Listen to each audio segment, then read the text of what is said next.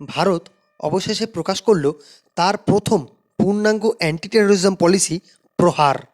দশকের পর দশক ধরে সন্ত্রাসবাদে জর্জরিত থাকার পর এবার ভারত নিতে চলেছে এক কঠোর এবং সুসংগঠিত পদক্ষেপ। বন্ধুরা, 23শে ফেব্রুয়ারি ভারতের স্বরাষ্ট্র মন্ত্রণালয় এই নীতি ঘোষণা করেছে, যা দেশের নিরাপত্তা মতবাদে বড় পরিবর্তনের ইঙ্গিত দিচ্ছে। কিন্তু প্রশ্ন হলো, প্রহার আসলে কি? কেন এখন এই নীতি? এবং এটি কিভাবে সন্ত্রাসবাদের বিরুদ্ধে ভারতের সবচেয়ে বড় অস্ত্র হতে পারে? নমস্কার বন্ধুরা, আশা করি সবাই ভালো আছেন। ডিফেন্স অ্যান্ড জিওপলিটিক্স চ্যানেলে আপনাদের সকলকে স্বাগত। তো বন্ধুরা, আমরা দেখেছি বহু বছর ধরে বিভিন্ন ধরনের সন্ত্রাসবাদের মুখোমুখি হয়েছে ভারত। যেমন সীমান্ত পারাপারের সন্ত্রাসবাদ, বিচ্ছিন্নতাবাদী আন্দোলন, জিহাদি নেটওয়ার্ক, সন্ত্রাসে অর্থায়ন, সাইবার র্যাডিকালাইজেশন, এই ধরনের কিন্তু বিভিন্ন রকমের সন্ত্রাসবাদের মুখোমুখি ভারত দীর্ঘদিন ধরে হয়ে আসছে। বিশেষত পাকিস্তান ভিত্তিক জঙ্গি সংগঠনগুলোর কার্যকলাপ দীর্ঘদিন ধরে ভারতের নিরাপত্তার জন্য কিন্তু একটা বড় চ্যালেঞ্জ।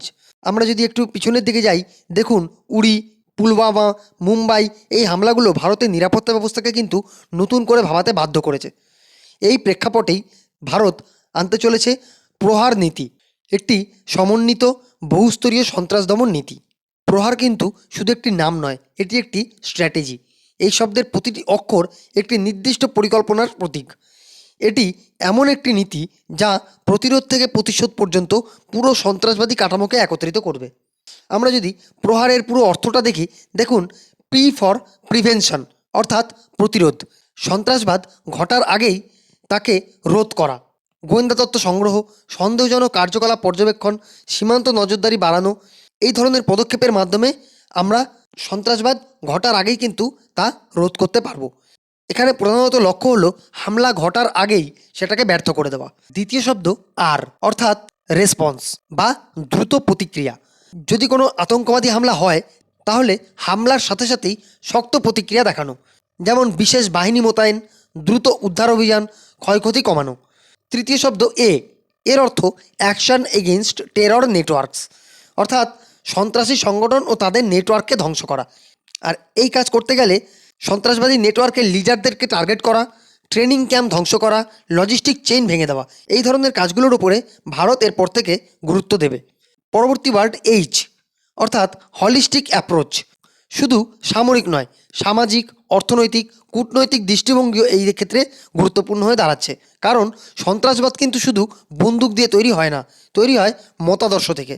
এরপর প্রহারের এ, এ অর্থাৎ অ্যান্টি টেরর ফিন্যান্সিং, বা সন্ত্রাসের অর্থের উৎস বন্ধ করা।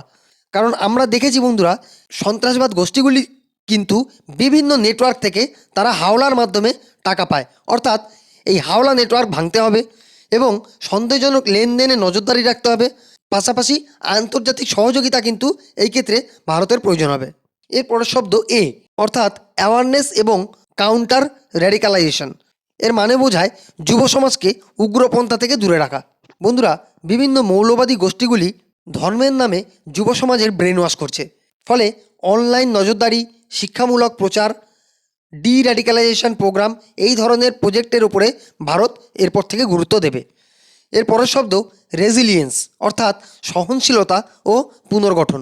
হামলার পর দ্রুত স্বাভাবিক অবস্থায় ফেরাটা কিন্তু অত্যন্ত জরুরি হয়।